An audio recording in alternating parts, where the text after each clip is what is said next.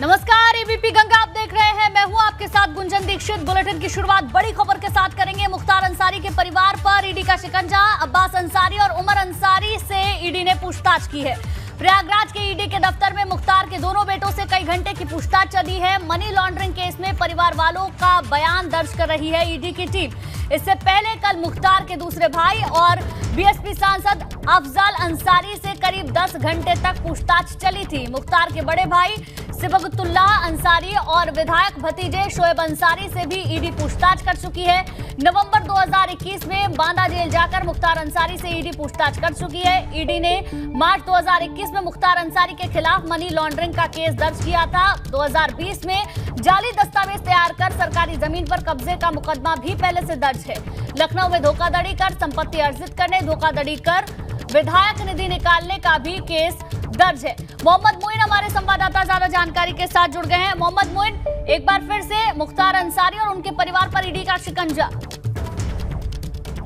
देखिए, निश्चित तौर पर कहा जा सकता है कि बाहुबली मुख्तार अंसारी और उनके परिवार पर जो कानून का शिकंजा है वो लगातार कसता जा रहा है, घेरा लगातार बढ़ता जा रहा है। और जो प्रयागराज में ईडी का दफ्तर है, आज वहां मुख्तार अंसारी के दोनों बेटों को बुलाया गया था। 4 से 5 घंटे तक पूछताछ की गई और ये पूरा मामला जो मुख्तार अंसारी के खिलाफ मनी लॉन्ड्रिंग का केस दर्ज हुआ है उससे जुड़ा हुआ है।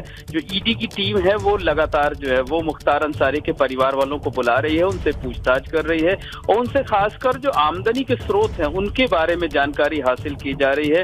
कई बार ऐसा देखने को मिला कि ईडी के पास तमाम ऐसे दस्तावेज, ऐसे कागज थे जिनको जब सामने रखा गया तो मुख्तार अंसारी के परिवार के लोग जवाब नहीं दे पाते हैं। तो मुख्तार अंसारी के 2 भाइयों से पूछताछ हो चुकी है, 2 बेटों से पूछताछ हो चुकी है, भतीजे से पूछताछ हो चुकी है और अगला नंबर जो मुख्तार अंसारी की पत्नी अफसा अंसारी है उनका है। उम्मीद ये जताई जा रही है कि इस हफ्ते या अगले हफ्ते किसी भी दिन ईडी की टीम मुख्तार अंसारी की पत्नी अफसा अंसारी को भी बुला सकती है, उनका भी बयान दर्ज कर सकती है। अभी तक हमने देखा कि कई बार पूछताछ भी हुई है, लेकिन पूछताछ में उस तरीके से चीजें साफ नहीं हो पाई हैं। अब जैसा कि आप बता रहे हैं मोइन कि उनकी पत्नी से भी पूछताछ हो सकती है, तो क्या उम्मीद करें कब तक ये पूछताछ होगी?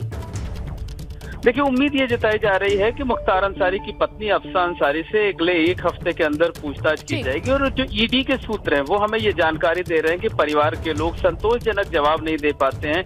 ईडी की टीम के पास तमाम ऐसे दस्तावेज, तमाम ऐसे सबूत हैं, जो है डॉक्यूमेंट्स हैं, जिनके बारे में जब पड़ताल की जाती है तो परिवार के लोग गोलमोल जवाब देते हैं। और बहुत मुमकिन है कि जब पूछताछ खत्म हो जाएगी तो पूरे परिवार के खिलाफ FIR भी दर्ज कर सकती है ईडी।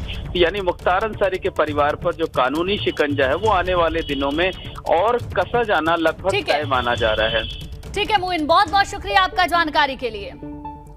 चलिए आगे बढ़ते हैं। विधायक निधि के दुरुपयोग मामले में सुनवाई के मामले में माफिया डॉन मुख्तार अंसारी की जमानत पर हाईकोर्ट ने सुनवाई पूरी करते हुए फैसला सुरक्षित रख लिया है और अब 31 मई को हाईकोर्ट में मुख्तार अंसारी की जमानत पर फैसला होना है। मुख्तार अंसारी के खिलाफ मऊ के सराय लखनसी थाने में 24 अप्रैल 2021 को एक FIR दर्ज हुई थी। मुख्तार अंसारी ने विधायक निधि से स्कूल निर्माण के लिए 25 लाख रुपए स्कूल मैनेजर बैजनाथ यादव को दिए थे। इस मामले में स्कूल मैनेजर बैजनाथ यादव के साथ विधायक प्रतिनिधि आनंद यादव को भी आरोपी बनाया गया था, लेकिन दोनों को इस मामले में पहले ही जमानत मिल चुकी है और अब मुख्तार अंसारी की जमानत पर फैसला होने वाला है।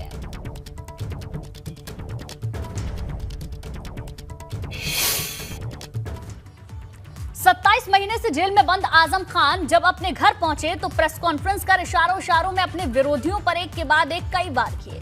आजम खान ने कहा कि मेरी तबाही मेरे अपनों ने ही की, अपने लोगों ने ही मेरे साथ जुल्म किया। आजम खान ने यह भी कहा, भाजपा मुझसे इतनी घृणा क्यों करती है पता नहीं।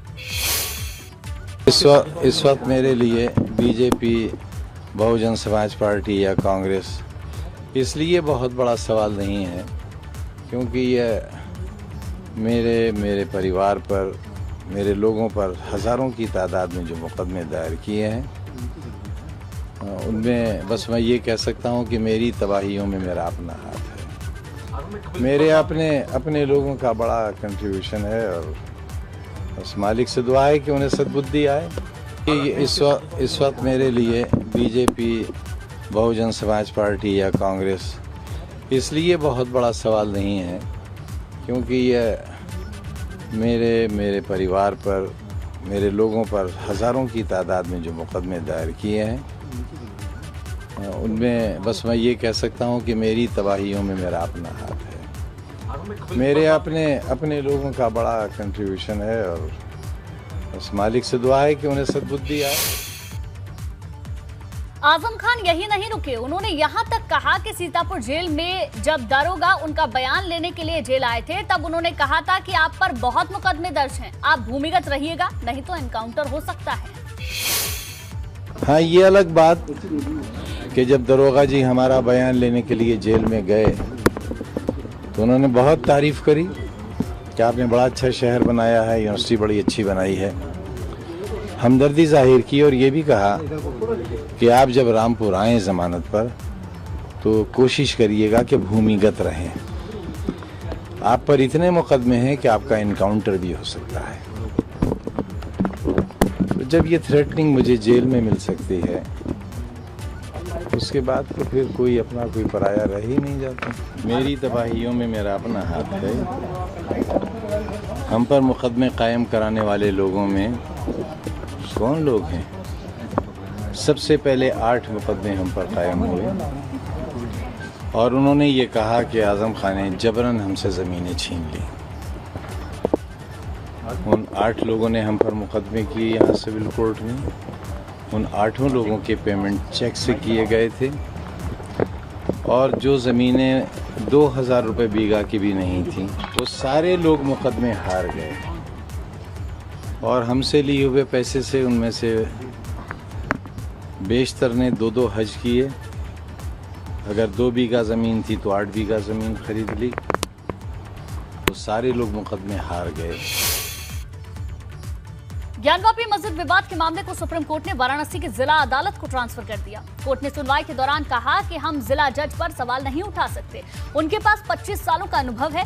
इसके साथ ही कोर्ट ने शिवलिंग मिलने वाले स्थान को सील करने और मुस्लिमों को सीमित संख्या में नमाज पढ़ने देने वाले अलग अलग स्थानों पर वजू करने के अपने अंतरिम आदेश को भी जारी रखा है।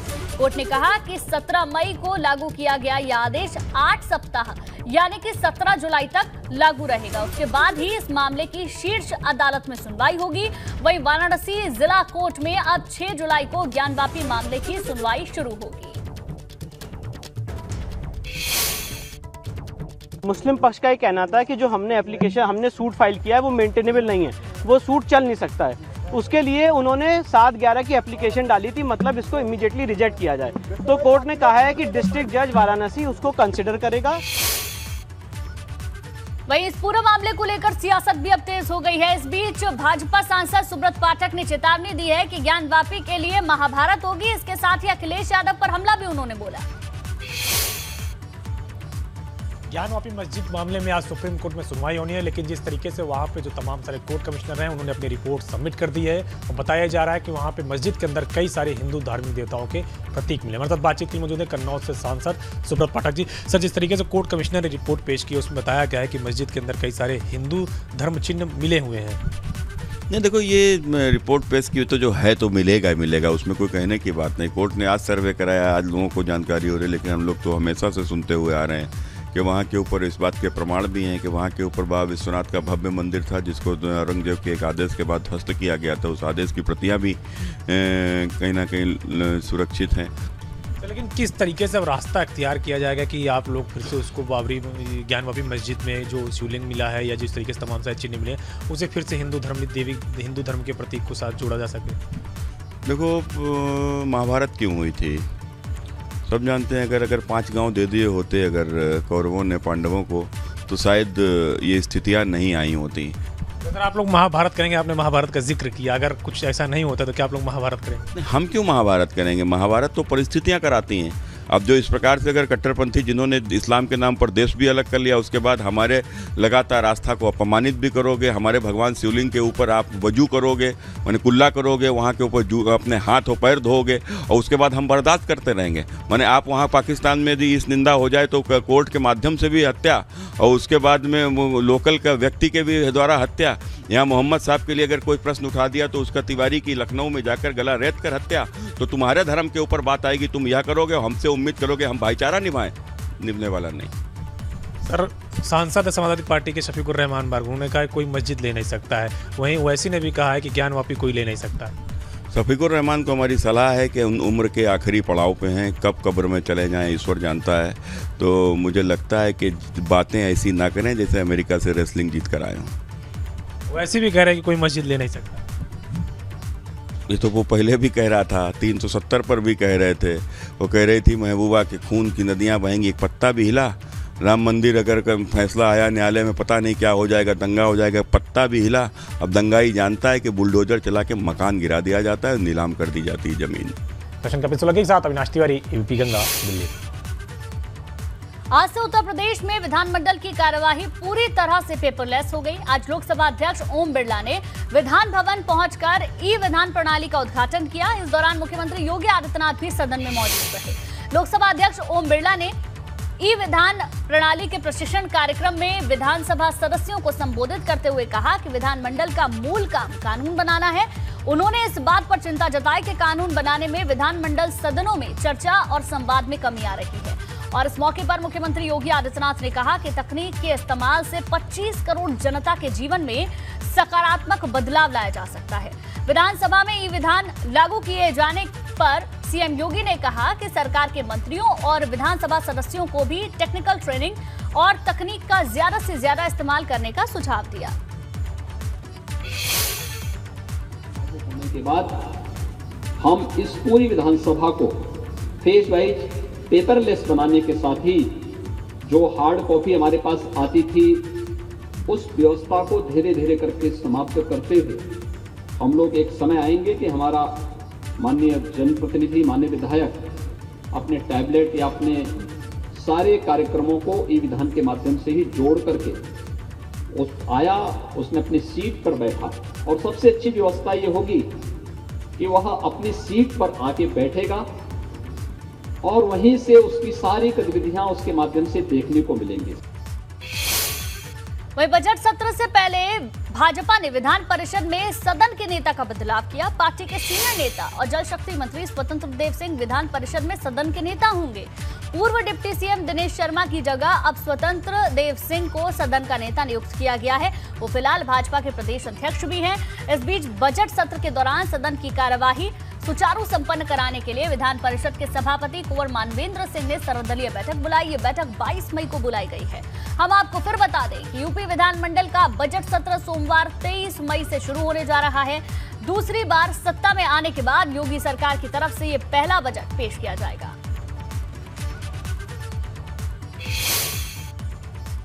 वहीं डिप्टी सीएम ब्रजेश पाठक लगातार अस्पतालों के साथ साथ स्वास्थ्य सेवाओं का निरीक्षण भी कर रहे हैं और जहां खामी मिल रही है वहां अधिकारियों को और कर्मचारियों को जमकर फटकार भी लगा रहे हैं। ऐसे में deputy CM Brajesh Pathak Uttar Pradesh medicine supply corporation के गोदाम पहुंचे। इस दौरान एक्सपायरी दवाइयों और अव्यवस्था देखकर उनका पारा चढ़ गया, जिसके बाद वहां मौजूद कर्मचारियों से जवाब तलब किया और जमकर फटकार लगाई।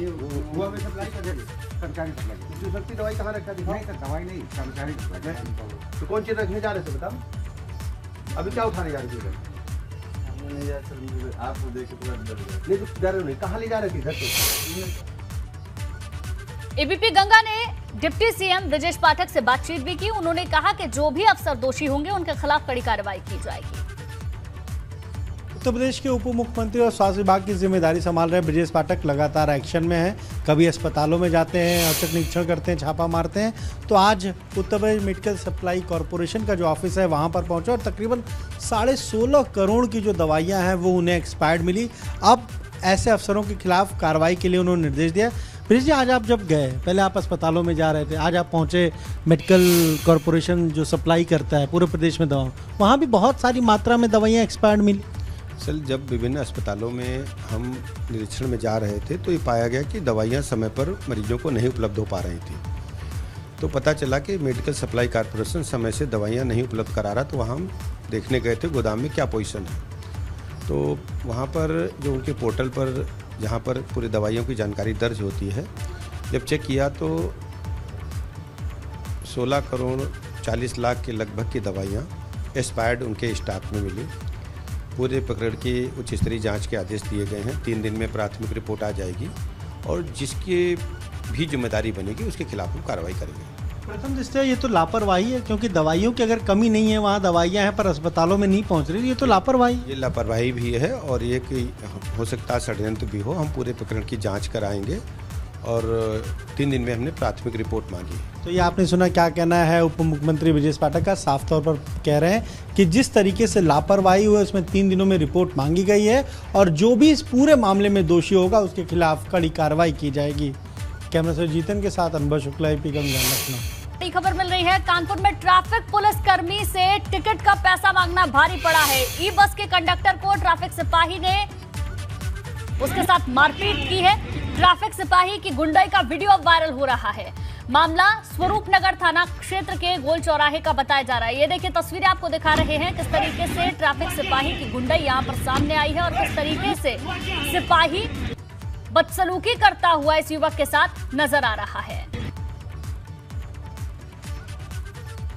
और ये जो वीडियो आप इस वक्त देख रहे हैं, ये वीडियो भी अब वायरल हो रहा है। पूरा मामला स्वरूप नगर थाना क्षेत्र के गोल चौराहे का बताया जा रहा है। ई बस के कंडक्टर को ट्रैफिक सिपाही ने किस तरीके से लात मारी है, उसका ये वीडियो अब सोशल मीडिया पर वायरल हो रहा है।